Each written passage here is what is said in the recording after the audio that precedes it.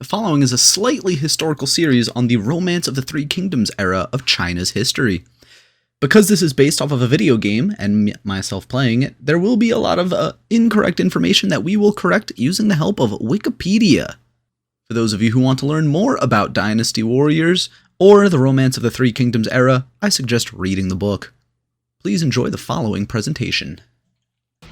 Today, we are playing two characters as part of the start of these double headers so we can get through the game a lot faster. Today, Sima Yi, or Sima Yi. Sima Yi. Sima Yi. Sima Yi. Born in 179 of, it says CE, but that's atheist propaganda. It's supposed to be AD. But he was born in 179, died September 7th, 251. His ancestral home was in Zhaojing, Wen County, Hebei Commandery. His ancestor was Sima Yi of the King of Yin, who briefly ruled one of the 18 kingdoms during the transition period from the Qin dynasty to the Western Han dynasty before Liu Bang's general Han Jin conquered his territory. Capturing Sima Yi and his capital city Zhaoge in the early Han dynasty, Sima Yi's former kingdom, which was largely situated in Hebei, became a commandery of the Han Empire, and his descendants had lived there ever since. Sima Jun, an 8th generation descendant of Sima Yi and the great-great-grandfather of Sima Yi, served as a general of the Han Empire, holding the position general who conquers the West. Sima Jun's son, Sima Liang, held the position grand administrator of Yuzhong, and Sima Liang's son, Sima Jun, served as the grand administrator of Yingchuan. Sima Jun's son, Sima Fang, served as the prefect of Luoyang, intendant of Jingzhou, and later as cavalry commandant towards the end of the Eastern Han dynasty. Sima Yi was Sima Fang's second son.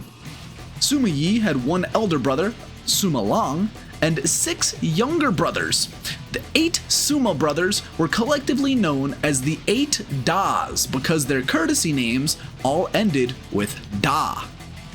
So, comes from a long line, a long succession of not exactly royalty, but high-ranking guys, high-ranking government officials within, the Chinese bureaucracy. He displayed intelligence and great ambitions at a young age. He was knowledgeable and well-versed in Confucian classics. When chaos broke out in China towards the end of the Han dynasty, Sima Yi often expressed sympathy and concern for the people. Before he reached adulthood around the age of 19, Sima Yi once met Yang Jun, a commandery administrator who was known for spotting talents. Yang Jun described him as an extraordinary talent. Sui Yan, a friend of Sima Yi's elder brother, Sima Lang, once said, "Sima Yi is intelligent, decisive, and unique. Sima Lang can't be compared to him." Sima Yi and his family used to live in the imperial capital of Luoyang, where his father, Sima Fang, served as a government official. Sima Yi was raised in strict Confucian manner. He was not allowed to visit his father unless summoned, to speak to his father without being explicitly addressed, and neither was he allowed to be seated in the same room as his father. In 190, when the warlord Dong Zhuo dominated the Han central government and wanted to relocate the imperial capital to Chang'an, Sima Fang ordered Sima Lang to bring the Sima family out of Luoyang and return to their ancestral home in Wen County, Hebei Commandery. Some months later, as Sima Lang foresaw that chaos would break out in Hebei Commandery, he relocated his family once again to Liang Commandery, where he stayed with Sima Lang's kinsman, Zhao Wei Sun.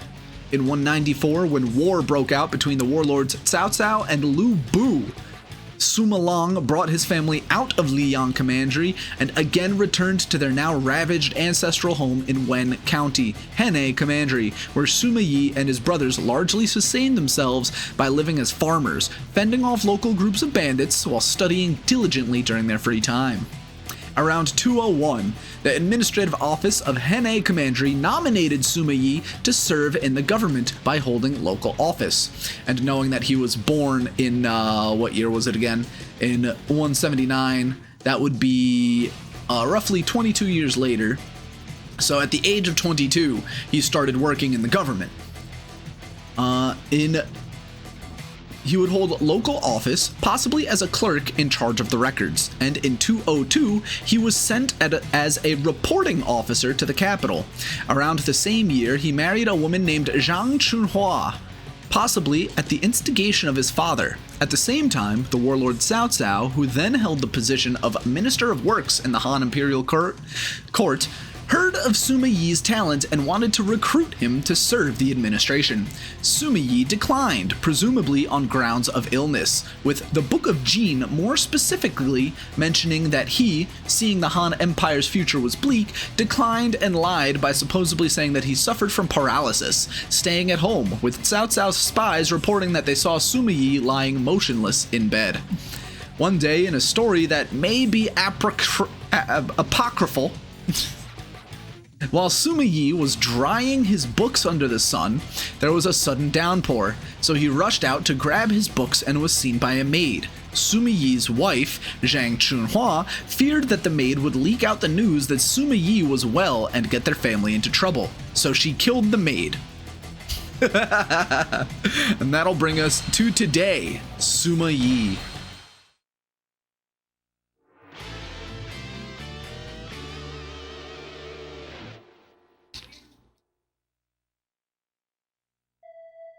I am Sima Yi. I have trained in the arts of strategy since I was a mere boy.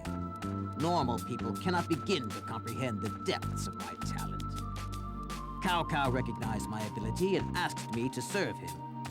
Although I have no interest in petty things like the Imperial Court, I saw this as a good opportunity and agreed. This could be the perfect time to test my skills. I shall see how capable this Cao Cao, I mean my lord, is and guide him towards the goals that he seeks. Sima Yi, I am entrusting the defense of Fan Castle to you and Cao Ren. As a strategist, you are said to be without equal throughout the land. Now is your chance to prove it. So we're starting with the Battle of Fan Castle, which, as we know, is the battle where Guan Yu sieged the castle for several months and eventually could not break the siege and just left. And then afterwards, he would be killed by Wu forces. But before that, when Cao Cao became the Imperial Chancellor in 208, he sent an official to recruit Sima Yi to serve as an assistant clerk in his administration, and is said to have instructed the official to arrest Sima Yi if he dawdled. Sima Yi became afraid and accepted the appointment. Although he was initially assigned to be an attendant to the Crown Prince, he was later reassigned to other positions, including Gentleman of the Yellow Gate, Consultant, Officer in the East Bureau of the Imperial Chancellor's Office, and Registrar in the Imperial Chancellor's Office. In 215, Sima Yi accompanied Cao Cao on his campaign against the warlord Pope Zhang Lu, whom Cao Cao defeated at the Battle of Yangping in Hanzhong Commandery. Afterwards, Sima Yi urged him to capitalize on the momentum and attack his rival Liu Bei, who was in the neighboring Yi province. Sima Yi said because Liu Bei had only recently seized control of Yi from Liu Zhang, he had yet to establish a strong foothold in the province. Cao Cao rejected the idea and said that he was already content with having Long Yole. He then turned his attention to his other key rival, Sun Quan. Sun Quan then sent an emissary to meet Cao Cao, asking to make peace and expressing his willingness to pledge allegiance to Cao Cao. He also urged Cao Cao to seize the throne from Emperor Jian and declare himself emperor. In response to Sun Quan's suggestion, Cao Cao remarked, "This kid wants me to put myself on top of a fire." Sima Yi told him, "The Han dynasty nears its end. Your lordship controls 9/10 of the Han Empire. You are in a position to take the throne. Sun Quan's submission is the will of heaven. Previously, during Yu's time and throughout the Jia, Yin, and Zhou dynasties, the rulers who did not hesitate when they should take the throne were the ones who truly understood heaven's will." Cao Cao did not usurp the throne from Emperor Jian and remained a subject of the Han Empire until his death. In 216, Emperor Jian promoted Cao Cao from a duke to a vassal king under the title King of Wei. Sima Yi became an advisor to Cao Cao's son and heir apparent Cao Pi, who highly regarded and respected Sima Yi for his brilliance, alongside with Chen Chun, Wu Ji, and Zhu Shuo. Sima Yi was one of Cao Pi's close aides and one of his 4 friends, with quotes around it. Before Cao Pi became his father's heir apparent in 216, he was engaged in a power struggle with his younger brother Cao Ji over the succession. During this time, Sima Yi was believed to have secretly backed Cao Pi and helped him win the position of heir apparent. He was also partly responsible for Cao Shi's demotion and removal from politics after Cao Pi became emperor. When Sima Yi was appointed as an army major, he suggested Cao Cao to stockpile food supplies and maintain their defenses because there were more than 200,000 people who were unable to sustain themselves through farming. Cao Cao accepted his idea and implemented a policy for people to farm and stockpile grain. And that will bring us to the Battle of Fang Castle. Sima Yi warned Cao Cao about Hu Xiu and Fu Fang, who respectively served as the inspector of Jing and the administrator of Nanjiang. Sima Yi said Hu Xiu was violent and Fu Fang was arrogant, and neither should not be entrusted with the responsibility of guarding the border at Jing province, but Cao Cao ignored him.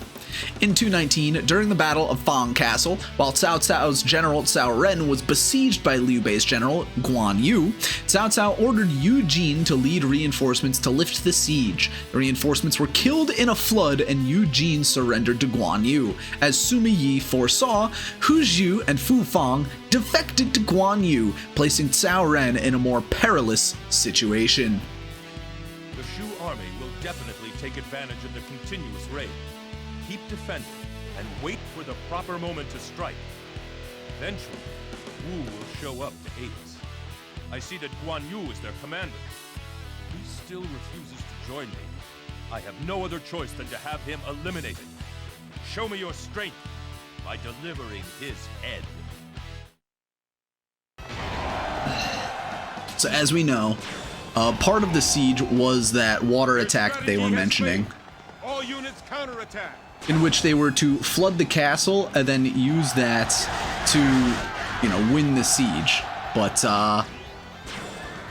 even though they did flood the castle in real life, that didn't actually win them the siege, and they would eventually, just F off, basically.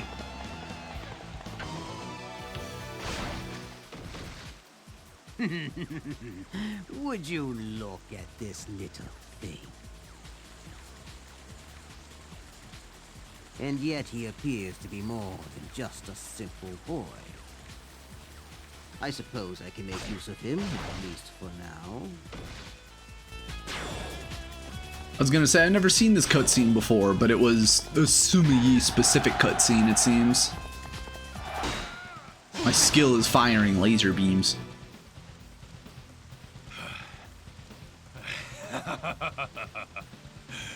Your skills are impressive. Though I have failed as a warrior, this is a glorious end.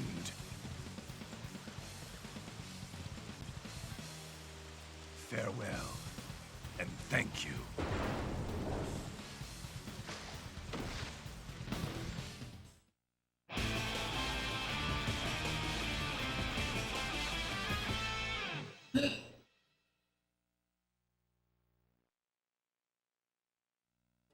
Thanks to everybody, we were able to successfully defend Fang Castle.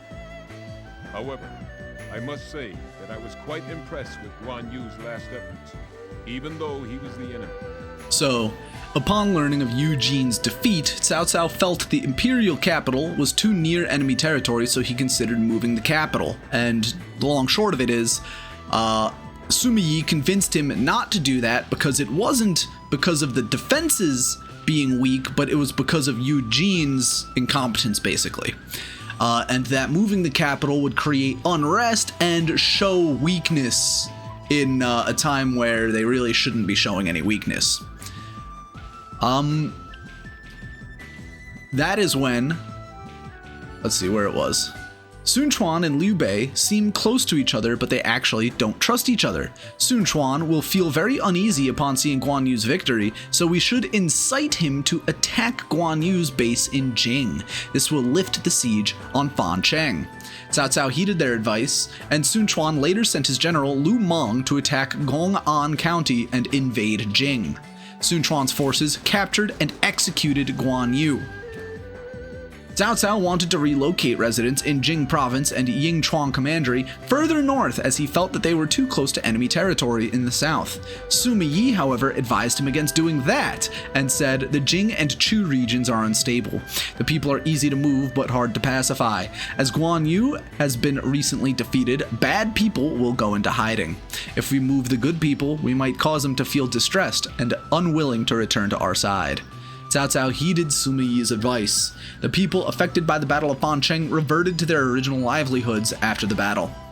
When Cao Cao died in Luoyang in March 220, there was an apprehension in the imperial court. Sima Yi supervised the funerary arrangements to ensure everything would be carried out in orderly fashion, and accompanied the funeral cortege to Ye, earning the respect of officials within and outside the central government.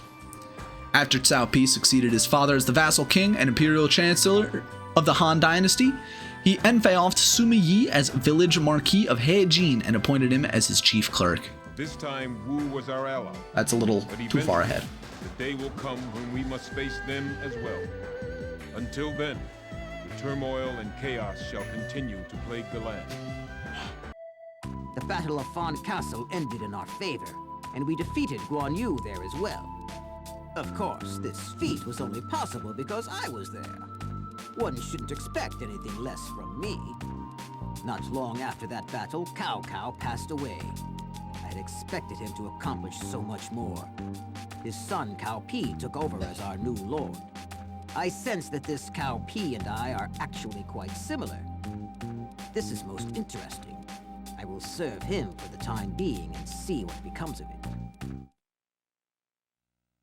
Sima Yi, I will now undertake the leadership of Wei. I do not share my father's old dream of restoring the Han.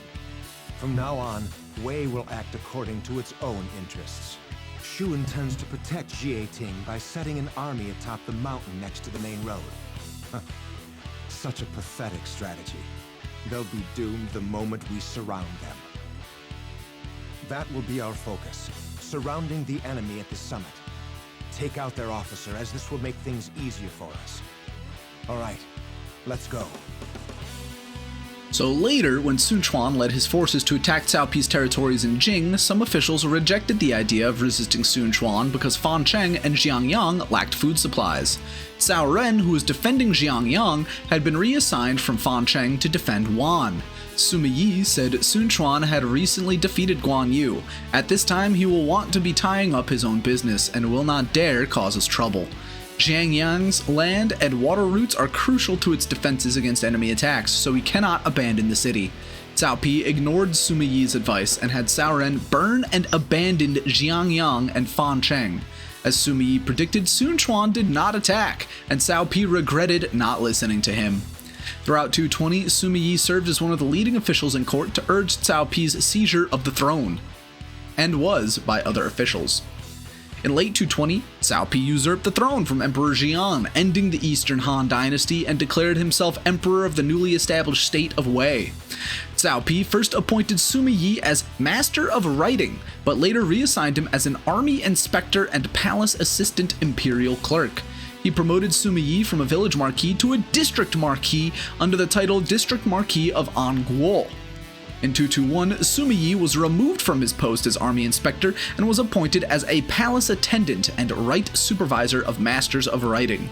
This was a position of considerable influence, one of the assistant managers of the imperial secretariat responsible for imperial correspondence and edicts. In 222, when Cao Pi visited Wuhan, either because the city was not celebratory enough or because a local market had failed to produce a type of medicine Cao Pi had requested, the governor of Nanyang, Yang Jun, under whose authority the city fell, was arrested. Sima Yi, among other officials, was on good terms with Yang Jun, whom he had met during his youth, because they were both from Hebei Commandery, and considerable capable and intelligent, and pleaded on his behalf, knocking his forehead on the ground until it started bleeding. But Cao Pi dismissed the appeal. Yang Jun, admitting he was at fault, committed suicide. Sima Yi was greatly saddened. 2 years later, in September 224, Cao Pi toured the south to inspect his forces near the border between Wei and Wu. Sima Yi remained behind to defend Zhuchang, and his marquis title was changed to District Marquis of Jian. In early 225, he was appointed general who pacifies the army and placed in command of 5,000 troops. It also held positions of official who currently serves in the palace and manager of affairs of the Master of Writing. If there's anything I've learned from this series so far, it's that there are a lot of useless titles. When Sima Yi declined to accept these appointments, Cao Pi told him, "I've been busy with the affairs of state all day into the night with no moment to rest. This isn't a commendation, just sharing the burden." The next year, Cao Pi led his armies to attack Sun Quan and left Sima Yi behind to defend and govern the capital in his absence, as well as providing reinforcements and supplies for his armies at the front line. Before departing, Cao Pi issued a decree: "I'm deeply concerned about my posterity. This is why I entrust you with this responsibility." Even though Cao Shen made many contributions on the battlefield, Zhao He played a more important role than him.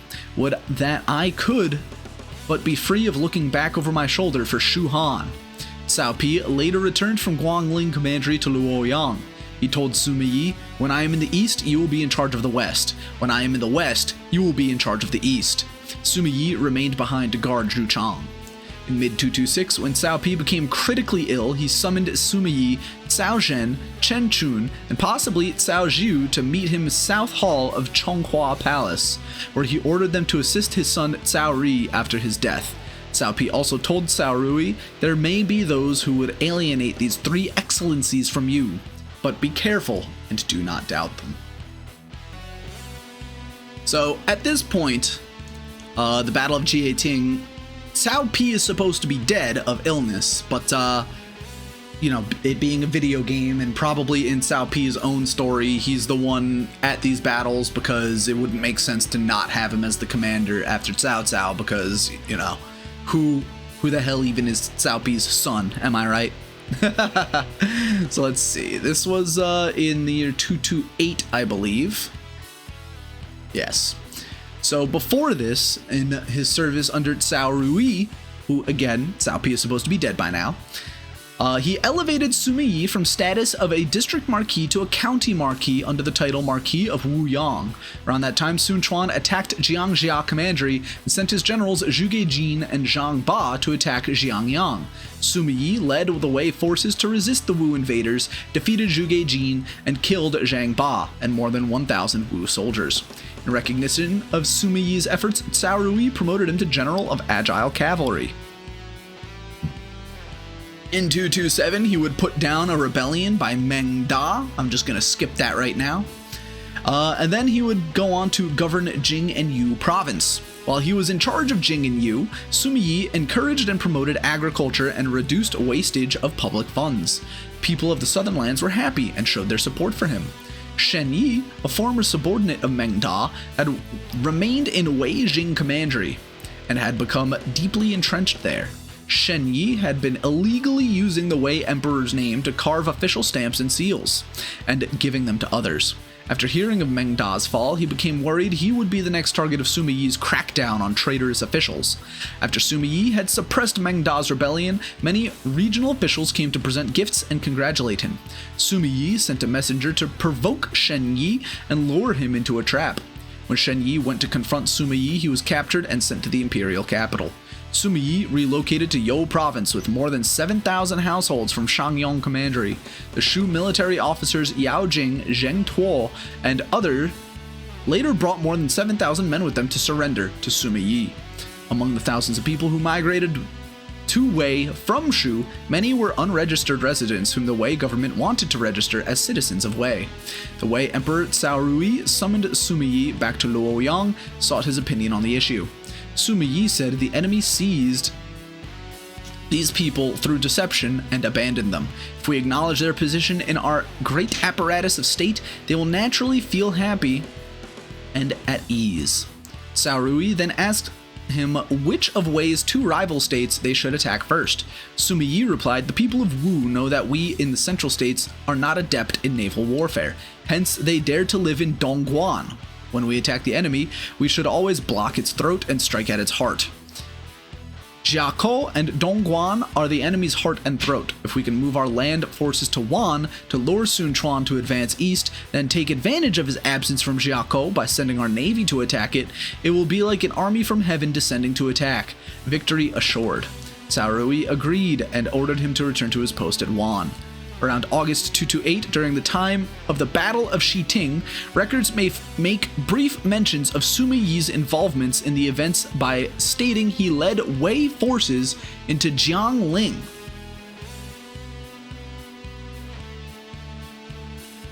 I will assume Jiangling is the Battle of Jieting here. But I don't see Sima Yi's name here.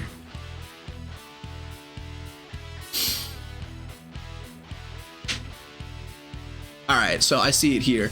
Apparently, according to the book Romance of the Three Kingdoms, Sima Yi was indeed here. But according to historical records, he wasn't actually here.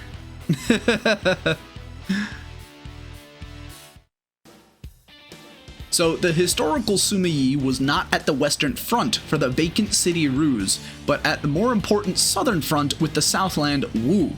Sima Yi did not come to the Western Front until Kongming's 4th offensive, the Battle of Mount Qi, which Kongming is Zhuge Liang. The fictional tradition tends to attach more importance to the Wei-Shu conflict than the Wei-Wu conflict, and the Three Kingdoms accordingly builds up to the Kongming-Sima Yi rivalry in the events of 228, which that's the year this battle takes place. And it's kind of funny that the Romance of the Three Kingdoms puts him here, even though he wasn't here in reality. Just to kind of build up the rivalry between the two strategists. Supposedly he's a pupil of Zhuge Liang, but to camp there? Absurd. Clearly he has yet to learn any of the aesthetics of strategy. I'll show him. I think it's time I paid them a visit. Don't you? Ah, yes. Go forth, Zhang He. Yes, my lord. I love Shanghai. I defeated Ma Su and occupied Jieting. Everybody knows what happens when such an inexperienced person challenges me in battle. This battle has proven that there is nobody left within Shu to oppose us. Our elite troops simply need to chase them down and ensure that every last one of them has been eliminated. Next. The Battle of Jieting also ended in victory for us. It was a dull battle, but I was able to get a glimpse of the Shu strategist known as Zhuge Liang. Zhuge Liang, the man who guides Shu. They would cease to exist if not for him. Who could have known that there would be one to rival me beneath the heavens? This is most interesting. All the more reason to demonstrate my talents. Attack me if you dare, Zhuge Liang. I shall prove to you who is mightier. Shu must really dislike Wei. They could have surrendered after Jieting, but they insist on fighting and have launched another attack from the Chenkang Road. Our newly built castle lies along that road. This will be the perfect opportunity for us to test its capabilities in combat. So in March 230, Sima Yi was promoted to General-in-Chief. appointed Grand Chief Controller, in charge of multiple commanderies, and in a continuation of extremely early tradition, bestowed a ceremonial yellow battle axe. The Wei Emperor Cao Rui, because Cao Pi is supposed to be dead at this point, put him and Cao Zhen in charge of defending Wei's western borders from attacks by its rival state Shu, which had been launching invasions since 228. At Cao Zhen's instigation, a campaign against Shu was proposed and eventually implemented after Cao Rui approved it. In August 230, Cao Zhen led an army from Chang'an to attack Shu via the Ziwu Valley. At the same time, another Wei army led by Sima Yi, acting on Cao Rui's order, advanced towards Shu from Jing province by sailing along the Han River. The rendezvous point for Cao Zhen and Sima Yi's armies was at Nanjing. The army led by Sima Yi passed through Zhuozhan and Jicheng County. He sailed along the main river to Churen County and arrived at Jingfang County. He made camp at Dangkou. Other Wei armies also prepared to attack Shu from Jie Valley or Wu Wei Commandery. The campaign, however, had to be aborted by October 230 because the gallery roads leading into Shu were too damaged for the troops to pass through, and because of constant heavy rain that lasted for more than 30 days. So, there is no mention of Sima Yi at this battle. There is no mention even in the the Siege of Chenkang, references in the Romance of the Three Kingdoms. No mentions of Sima Yi. Then again, there is no section here about this in the Romance of the Three Kingdoms. Yeah, Sima Yi simply is not at this battle in real life or in fiction. So, I guess we'll just play through it. Zhang He shall deal with the enemy outside the castle. Cao Ren will defend it. Sima Yi, I want you to assist them as necessary. Understood?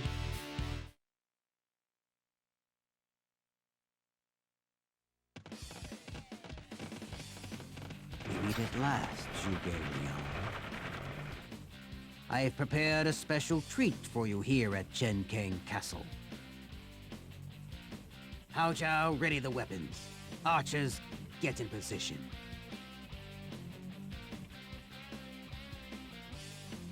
You and your pathetic scheming shall be for naught. No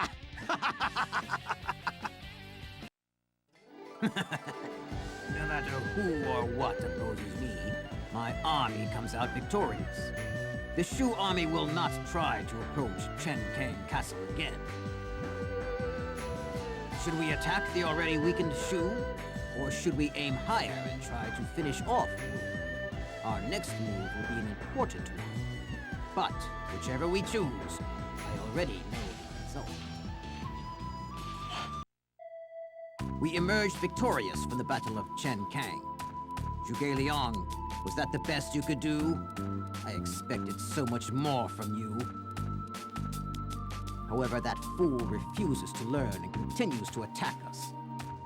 Could he truly be so stupid?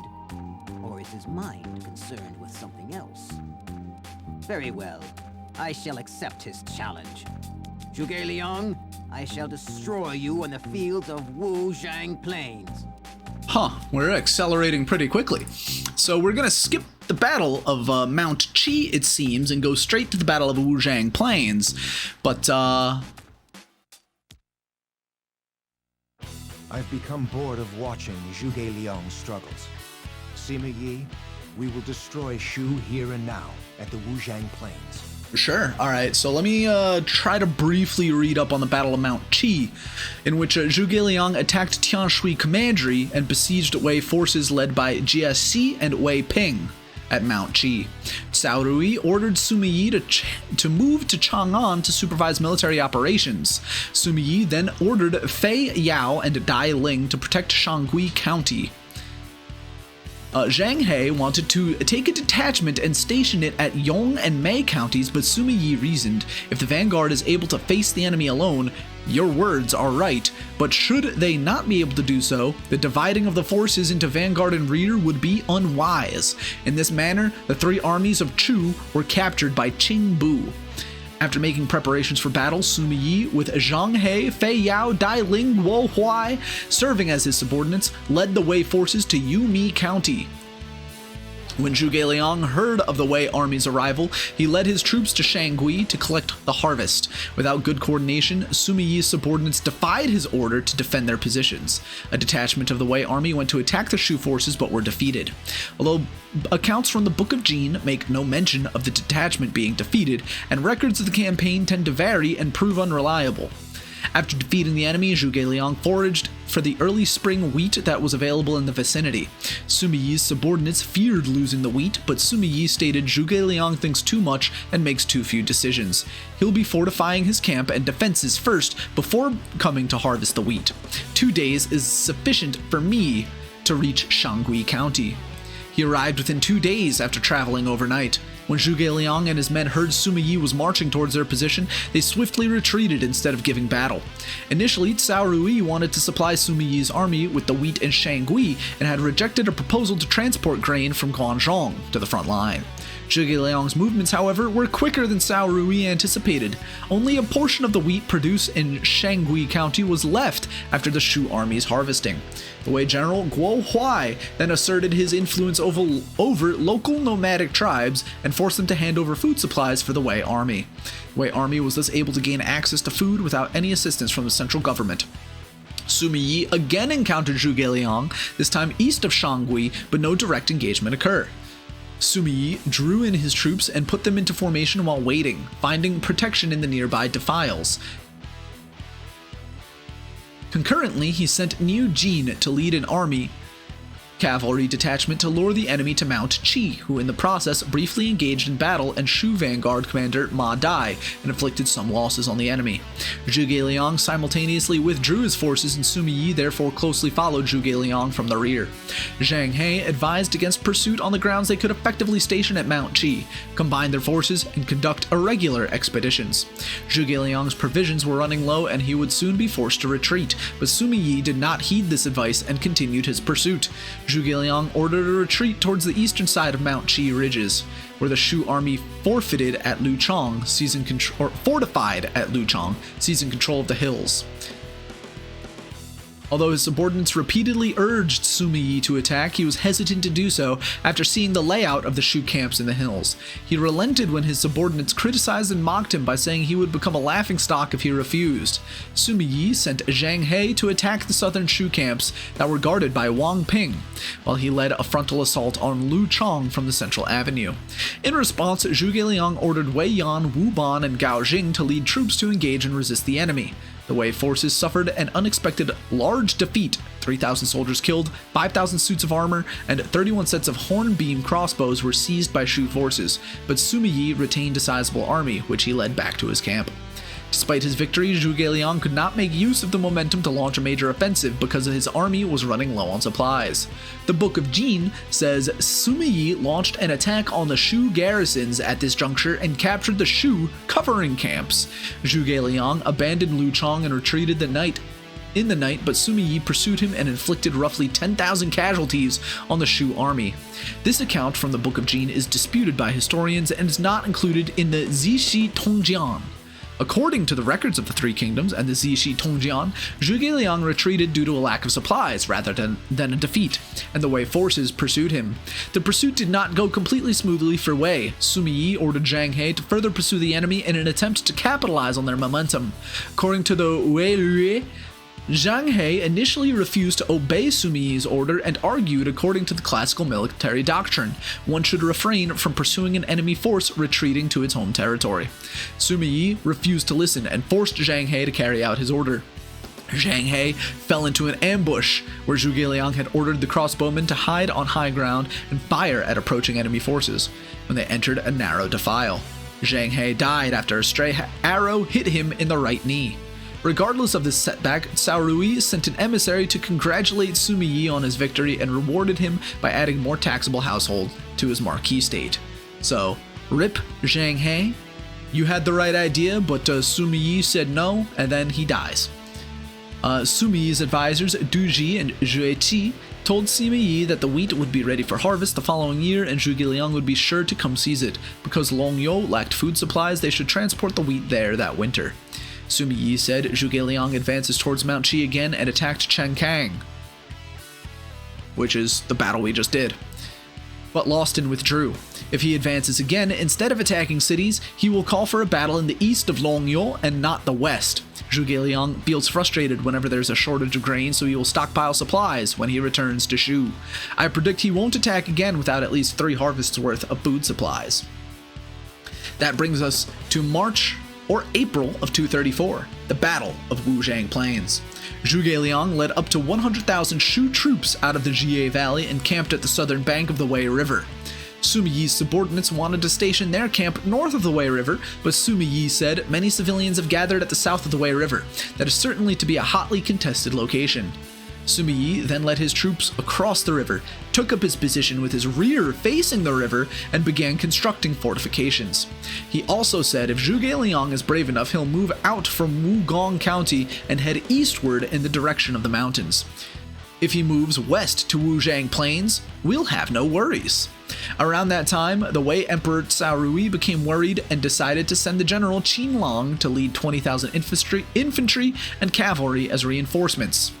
While Sima Yi and his troops were stationed at the south of the Wei River, Guo Huai urged him and the officers to move a detachment to the plains on the river's north bank because he foresaw Zhuge Liang would attempt to seize the plains. When the other officers disagreed, Guo Huai stated, if Zhuge Liang crosses the Wei River and occupies those plains, his troops will have access to the mountains in the north. If they block the road through the mountains, it will cause fear and panic among the people living in the region.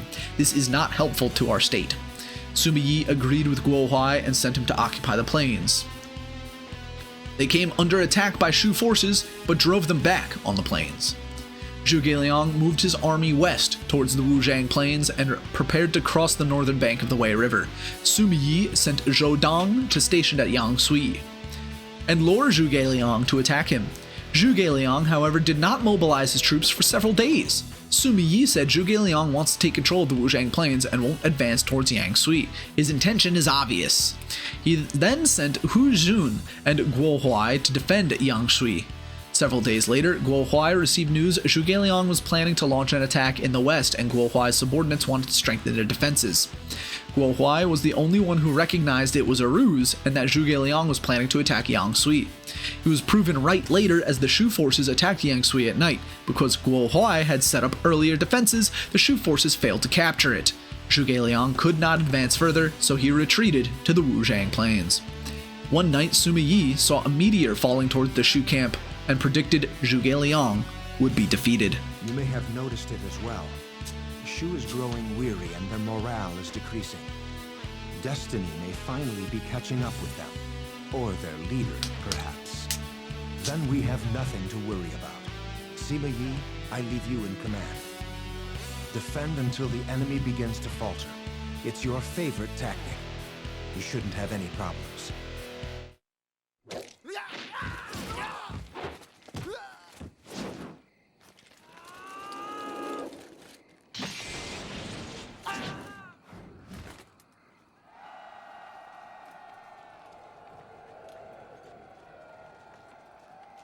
They just keep coming, rambling on about virtue. I can't put up with this much longer. Yes, but it won't last. Soon Zhuge Liang will perish, and Shu will fall. And when they do, the land is ours, and the chaos will finally come to an end.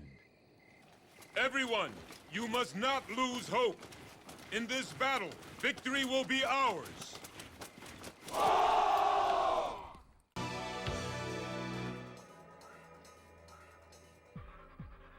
Huh? Zhuge Liang's star.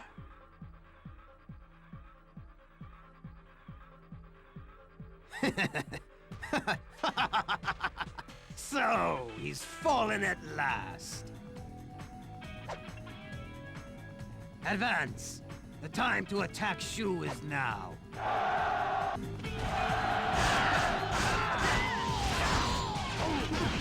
The Shu army has initiated retreat.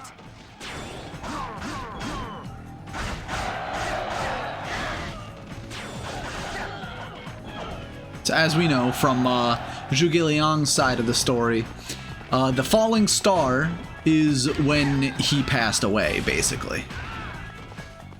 This one might actually prove to be tough.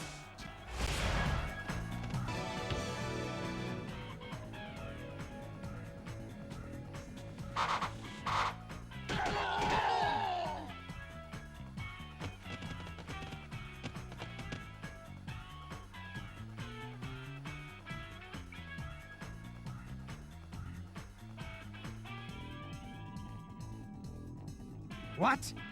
Zhuge Liang is back? Ah, Jian Wei. Do you really think you can replace your master? Halt the advance! Withdraw for now, and rebuild the camp.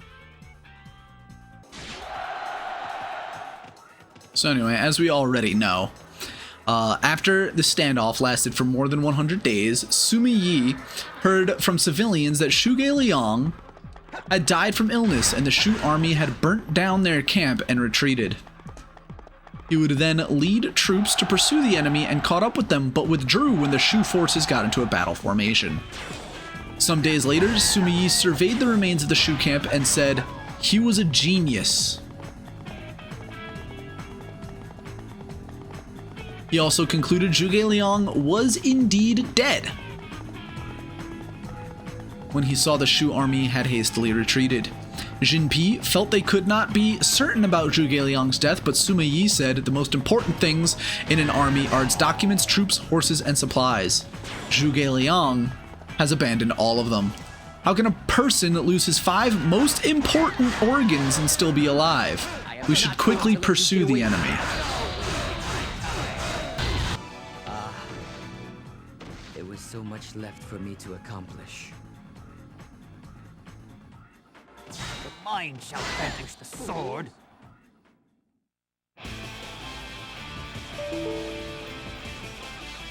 Why is my computer beeping all of a sudden? It is a simple task to defeat an army that is in a hurry. The Shu army and Zhuge Liang. It was the fate of their 2 stars to fall on the fields of the Wujiang Plain. When Sima Yi reached Jian, he asked the residents there about Zhuge Liang and heard there was a saying, "A dead Zhuge scares away a living Zhongda," which is his courtesy name, Sima Yi's. When Sima Yi heard that, he laughed and said, "That's because I can predict the living. I cannot predict the dead." In 235, Sima Yi was promoted to Grand Commandant, and the number of taxable households in his marquis state increased. In the same year, when the Shu general Ma Dai led troops to invade Wei, Sima Yi sent Niu Jin to lead Wei forces to resist the invaders. Niu Jin defeated Ma Dai and killed more than 1,000 soldiers. However, this account from the Book of Jian is not referenced in the Zishi Tongjian. When famine broke out in North China Plain, Sima Yi had more than 5 million hu of grain transported from Chang'an to Luoyang to aid in disaster relief efforts. Around this time, Sima Yi established a military market at Chang'an. When an official named Yan Fei reported that the soldiers were insulting the people living there, he summoned the market captain and personally flogged him 100 times in front of Yan Fei, and thereafter strictly supervised the conduct of all officials and soldiers. And now, the fate of Wu and the Sun family lies within the hands of Wei as well. There is nothing left that we need fear. We simply need to make the necessary preparations and finish them off at our leisure. Zhuge Liang perished and Shu fell along with him. Now we need only to finish off Wu, and our Lord Cao Pi will dominate the land. Cao Pi's dominance of the land. This shouldn't be bad at all, considering what Wei has accomplished so far. It would be a world worthy of my talents. Very well, Cao Pi. I shall serve you for as long as you remain alive. But when the day comes that you're gone, it will be my turn to rule in your place. Sima Yi, we are going tiger hunting. We must repel Wu and keep them away from Hefei. At last, the end of the chaos draws near. Wu believes this will be the final battle. They have surrounded our castle on all sides and intend to launch a massive attack. A tiger is merely a beast. It knows nothing but how to romp about. Let it run until it is exhausted. That's when we begin our attack. Let's go. So, before this, in 236, Sima Yi caught a white deer, which was regarded as an auspicious animal, and presented it to the Wei Emperor, who said when the Duke of Zhou assisted King Chong in governance, he presented white pheasants to the king. Now you are in charge of Shanji, and you present a white deer. Isn't this a sign of loyalty, cooperation, long-lasting stability, and peace? Later, when Cao Rui asked for capable and virtuous men to recommend to him, Sima Yi recommended Wang Chang. After that, Gongsun Yuan, who was partially in control of parts of Korea, rose up and had a rebellion that was quickly put down, and there is a lot written here that it seems like we're going to be skipping over. Like, there's floods, a comet over Jiangping. This is a really long article about this rebellion, but we're going to be skipping all of that. When Sima Yi arrived back at Jiangping, he dreamt Cao Rui asked him to look at his face, which appeared different than usual, and Sima Yi sensed something was wrong. Later, when Sima Yi was in Ji, Cao Rui issued an imperial order instructing him to return to Luoyang via a faster route through the Guangdong region. When Sima Yi reached Baiwu, he received another 5 orders within 3 days. Sensing the urgency of the situation, he boarded a, I'm not pronouncing that, and traveled overnight across the Baiwu region over a distance of more than 400 li, stopping only once for a brief rest. When he reached Luoyang the following day, upon arrival, Sima Yi was led to the bedroom of Jiahu Hall in the imperial palace to meet Cao Rui, and saw the emperor was critically ill. With tears in his eyes, Sima Yi asked Cao Rui about his condition. Cao Rui held Sima Yi's hand and told him, "I have matters to entrust to you. Now that I meet you one last time, I have no regrets." Cao Rui called into his chambers the Prince of Qin, Cao Jun, and the Prince of Qi, Cao Fang, and while pointing towards Cao Fang, stated, "This is he. Look at him carefully and do not make any mistake." Cao Rui had Cao Fang embrace Sima Yi's neck. Sima Yi hit his forehead on the floor and started weeping. Cao Rui thereafter designated Sima Yi as co-regent for the young Cao Fang alongside the general Cao Shuang, who had already been designated for the position. Before his death, Cao Rui had planned to exclude Sima Yi from the regency and instead appoint Cao Yu, Zhao Jian, Cao Shuang, Cao Zhao, and Qin Long as the regents. 2 of his close aides, Liu Fang and Sun Ji, who were not on good terms with Zhao Jian and Cao Zhao, persuaded Cao Rui to exclude those 2, thereby having Cao Shuang and Sima Yi appointed as regents instead. In early 239, when Cao Fang became the new Wei emperor, the Wei government appointed Sima Yi as palace attendant and manager of affairs of the imperial secretariat, granted him imperial authority, and ordered him to oversee military affairs within and outside Luoyang. After this, we have the Eastern Wu campaign against Cao Wei. Around late May or June 241, Wu launched an invasion of Wei on 3 fronts: Chuibei, Fancheng, and Zhazhong. When Sima Yi asked permission to lead troops to resist the enemies, officials in the imperial court argued there was no need to take swift action because Fancheng was strong enough to withstand attacks, and because the enemy was weary after traveling a long distance. Sima Yi disagreed and said, "In Zhizhong, the Chinese people and the barbarians number 100,000. South of the water, they wander and roam without a master over them.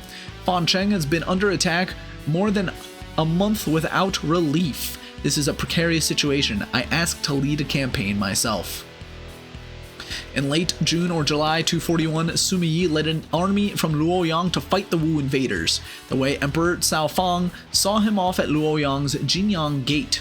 Upon reaching Fancheng, which is not Hefei Castle, that's Fan Castle again, Sima Yi knew that he should not linger for too long because of the heat of the summer.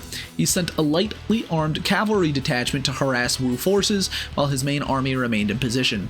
Later, he ordered his tired troops to rest and bathe while remaining a group of personally chosen forces, and enlisted volunteers were ordered to climb Fancheng city walls to reinforce the city and curb the enemy's siege.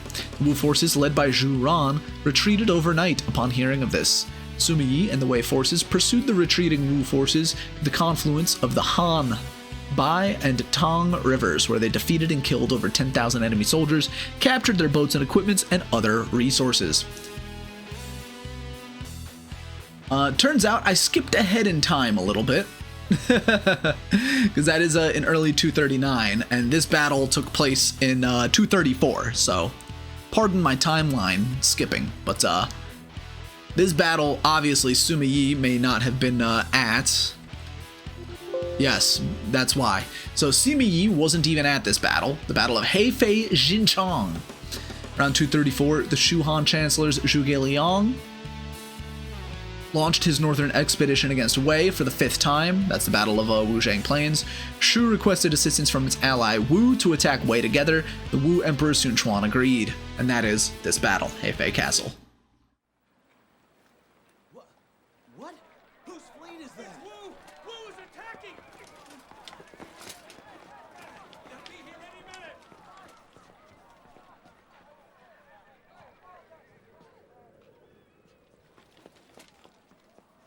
If we win this battle, the kingdom of Wu will be finished. You will have realized your father's ambitions for the land. Not quite. His ambitions mean nothing to me. I fight only for myself, and nobody else. This land is mine.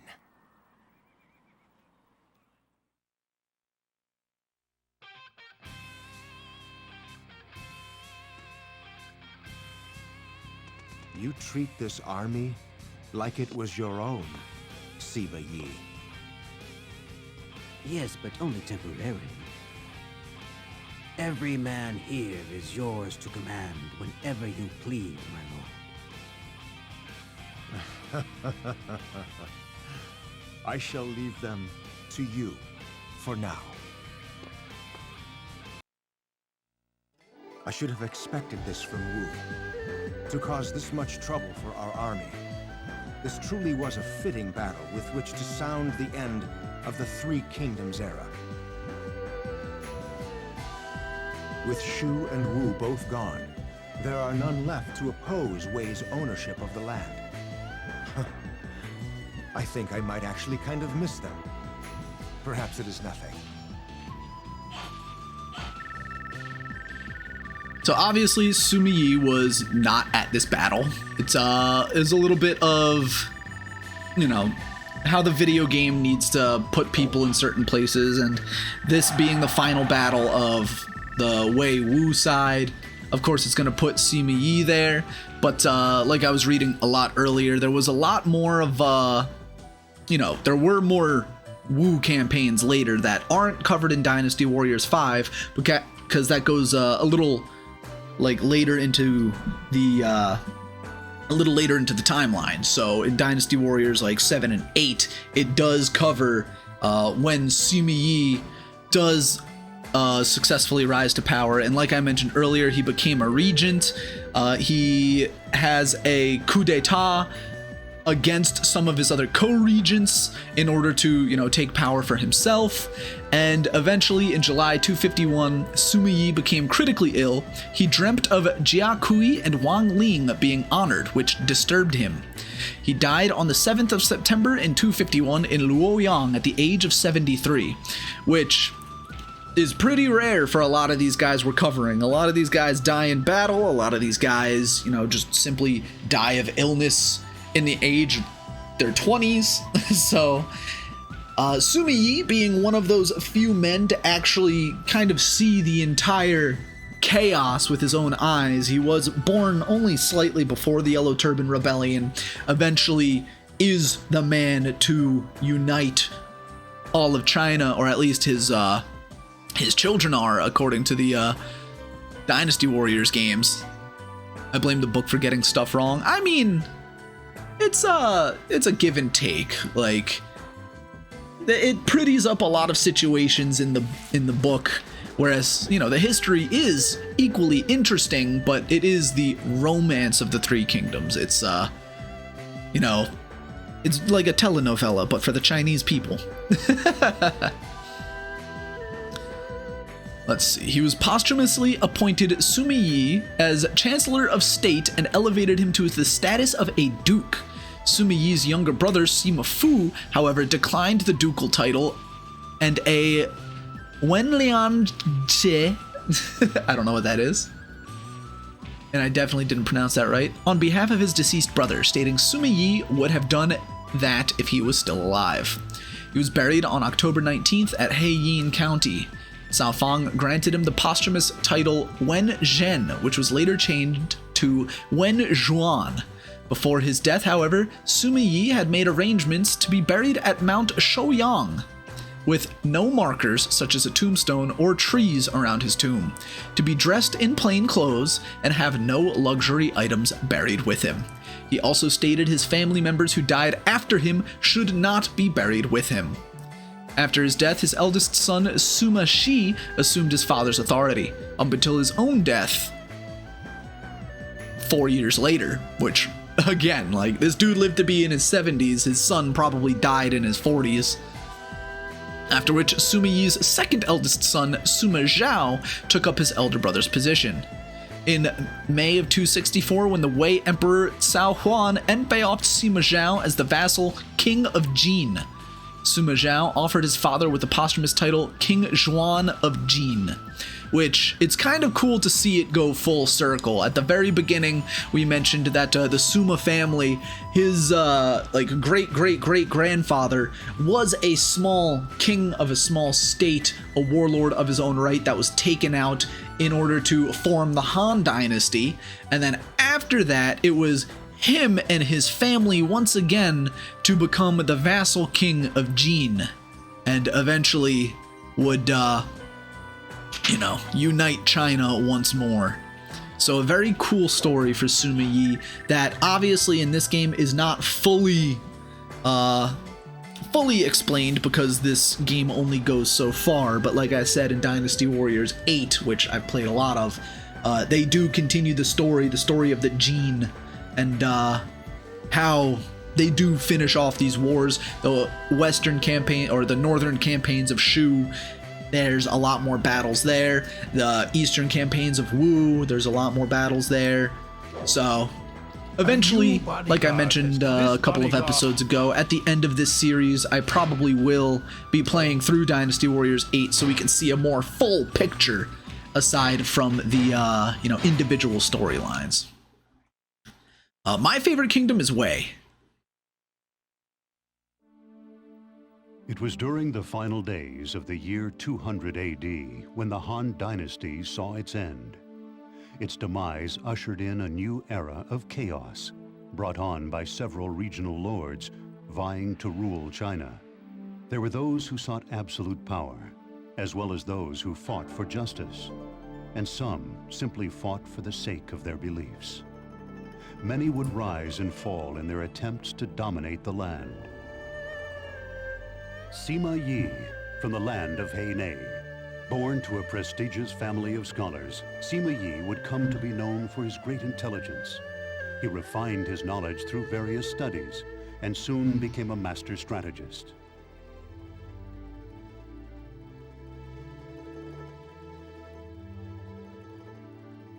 Cao Cao summoned Sima Yi into his service to help realize his ambitions. When Guan Yu came to attack Fan Castle, Sima Yi assured a fearful Cao Cao that they would win by having Wu attack the enemy from the rear.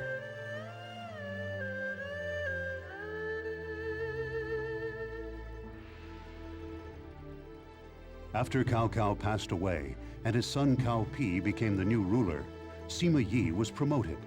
the land was soon divided into 3 kingdoms, and Zhuge Liang of Shu launched a campaign against the north.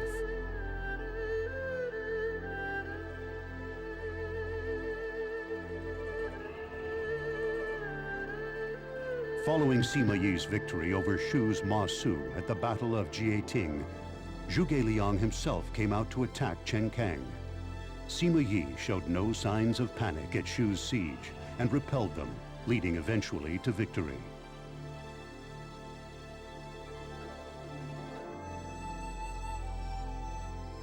Although victorious, Sima Yi was fearful of Zhuge Liang's abilities. However, the death of Zhuge Liang freed him from such fears, as there was no longer anyone capable of challenging his intelligence.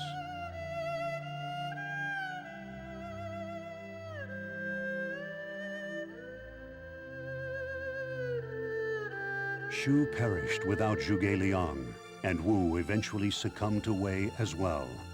The chaos was now quelled and peace restored. However, Sima Yi's true plans were yet to be seen. Yeah, it's really funny to hear Cao Cao and Cao Pi all the time in this game.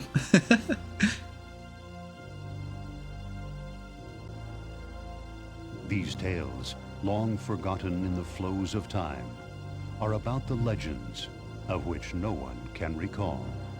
Now, I'm definitely not reading the entire other half of his Wikipedia page after his appointment of regent, his service, and everything.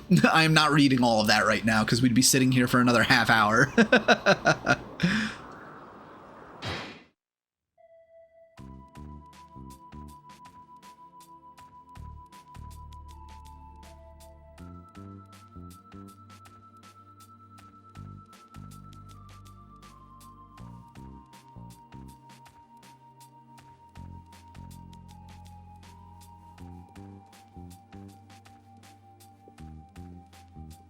By all means, celebrate your little victory.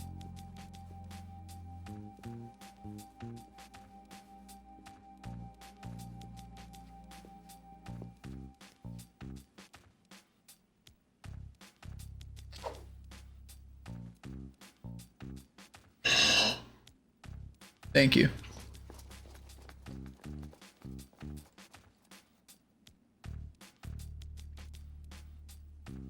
Because before too long, everything you've earned will be mine.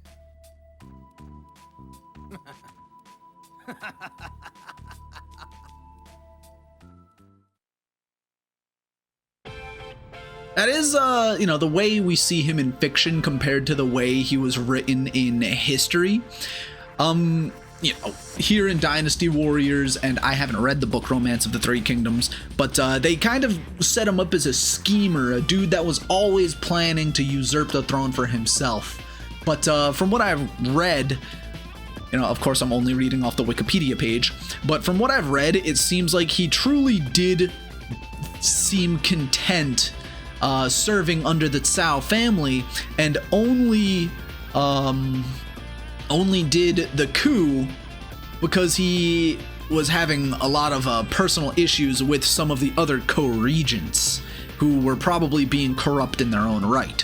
Again, I'm not gonna read all of this right now because it's legit, like, you know, they have the little scroll bar going up and down on the right side of the page. I'm legit at the 50% mark, and that starts the struggle with Cao Shuang and goes down to the meeting with Li Shang, seizing power for himself, suppressing the rebellions afterwards, and then his death. So there's a lot that I'm not going to read, but the long short of it is, obviously, that he does seize power for himself as the regent, and let's see, since Cao Fang appointed Sima Yi as Imperial Chancellor and added another 4 counties to Sima Yi's Marquis State, bringing the size of the Marquis State to 8 counties and 20,000 taxable households. Cao Fang also awarded Sima Yi the privilege of not having to announce his name when he spoke to the Emperor. Sima Yi declined the appointment of Imperial Chancellor.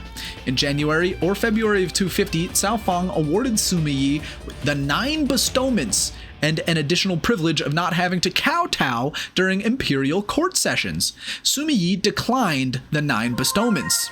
So, in reality, it looks like he really did have the, you know, the best possible, what's the word? The best interests of the family he was commissioned in defending in his heart. Whereas, again, here in the game, he's like, yes, twirling his like little French mustache. I am going to take control for myself of the city. And looking like Waluigi in the background. In February or March of 250, Cao Fang had an ancestral shrine for the Sima family built in Luoyang, increased the size of Sima Yi's personal staff, promoted some of his personal staff, and veyaved his sons Sima Rong and Sima Lun as village marquis. Because Sima Yi was chronically ill, he could not regularly attend imperial court sessions, so Cao Fang often visited him at his residence to consult him on policy matters. That'll bring us to the second half of this episode, where we are going to be playing as Huang Zhong.